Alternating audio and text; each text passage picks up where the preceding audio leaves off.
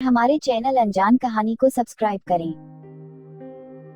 एक समय की बात है, बहुत दूर एक गांव में एक छोटी लड़की जिसका नाम गीता था, वो अपने माँ के साथ एक छोटे से घर में रहा करती थी। गीता एक हंसमुख लड़की थी। वो अपनी माँ से बहुत प्यार करती थी और वो अपनी माँ से छोटी छोटी चीजों के बारे में सवाल करती थी।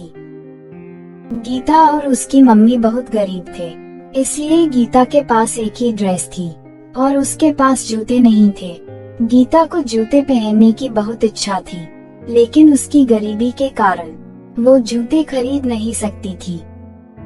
उसके पास पैरों में पहनने के लिए सिर्फ एक पुरानी चप्पल थी। एक दिन गीता की माँ बीमार पड़ जाती है, तब गीता डॉक्टर को बुला कर लाती है। डॉक्टर गीता की माँ को देखता है और दवाई लिखकर चला जाता है।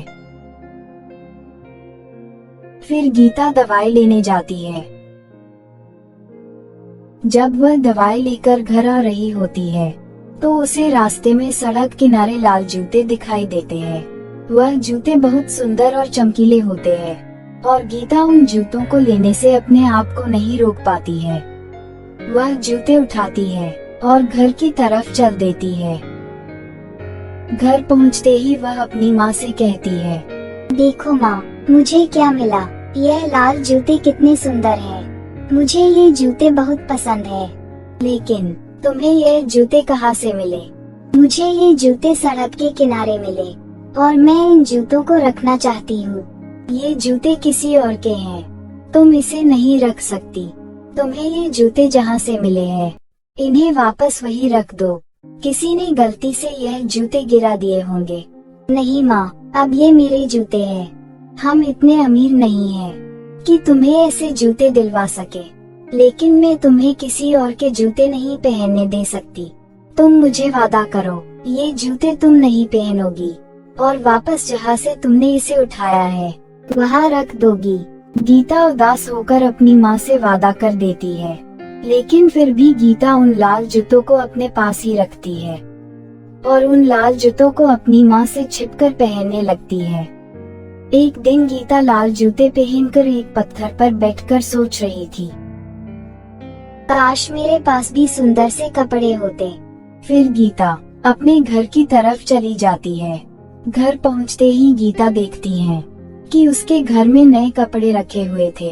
गीता ये देखकर खुश हो जाती है और अपनी माँ से कहती है, माँ, ये नए कपड़े कहाँ से आए? बेटा, आज तुम्हारे चाचा हमारे घर आए हुए थे। ये कपड़े तुम्हारे चाचा तुम्हारे लिए लाए थे। गीता ये सुनकर खुश हो जाती है। फिर गीता वो सुंदर कपड़े पहनकर गांव में घूमने लगती है। रास्ते में गीता एक मिठाई की दुकान देखती है और सोचती है, ये मिठाई तो बहुत अच्छी लग रही है। काश मेरे पास इसे खरीदने के लिए पैसे होते। तभी गीता को जमीन पर पैसे पड़े दिखाई देते हैं और गीता उन पैसों के पास जाती है और उन पैसों को उठा लेती है और उन पैसों से मिठाई खरीद लेती है और खा लेती है। और गीता सोचने लगती है कि जब से उसे ये लाल जूते मिले हैं, तब से जो भी वो सोच रही है वो सच हो रहा है। गीता समझ जाती है कि ये लाल जूते जादुई है और लाल जूतों से बोलती है, जादुई लाल जूते, मेरी माँ की तबीयत ठीक कर दो। उनके सिवा मेरा कोई नहीं है। फिर गीता घर की तरफ चली जाती है और घर जाकर देखती है उसकी माँ की तबीयत ठीक हो जाती है। ये देखकर गीता बहुत खुश हो जाती है और अपनी माँ से बोलती है, माँ, मुझे माफ कर दो। मैंने वो लाल जूते अपने पास ही रख रखे थे, लेकिन ये जूते जादुई है। जो भी मैं इन जूतों से मांगती हूँ, ये जादुई जूते मुझे वो दे देते हैं।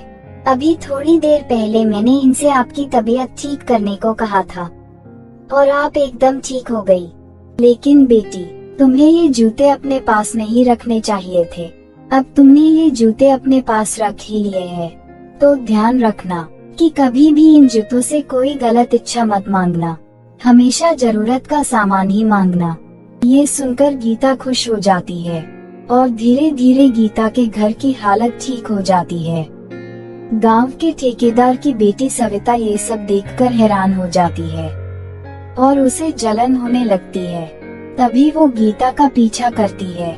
गीता गांव के पास वाले मैदान में जाती है और उन जूतों से कहती है, जादुई लाल जूते, मुझे नए कपड़े दे दो। और वहाँ नए कपड़े आ जाते हैं। ये सब देखकर सविता हैरान हो जाती है और उसे पता चल जाता है कि गीता के पास जो लाल जूते हैं वो जादुई है। फिर रात हो जाती है। सविता गीता के घर जाती है।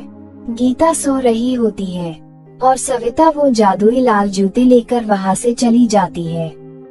सुबह जब गीता उठती है और देखती है कि वहाँ वो जादुई लाल जूते नहीं है और अपनी माँ से पूछती है, माँ, मेरे जादुई लाल जूते गायब हैं। क्या आपने उन जूतों को देखा है? नहीं बेटी, हो सकता है वो जादुई जूते अपने आप गायब हो गए हो। उन जादुई जूतों ने हमारी बहुत मदद करी है। ये सुनकर गीता उदास हो जाती है, लेकिन फिर भी मन ही मन में उन जादुई लाल जूतों को शुक्रिया कहती है। इधर सविता उन जूतों को पहनकर एक पार्टी में जाती है। वहाँ सब नाच रहे होते हैं। सविता की दोस्त सविता के पास आकर उससे नाचने को कहती है। मैं तो हमेशा के लिए भी नाच सकती हूँ। और सविता अचानक नाचने लगती है और नाचती ही रहती है।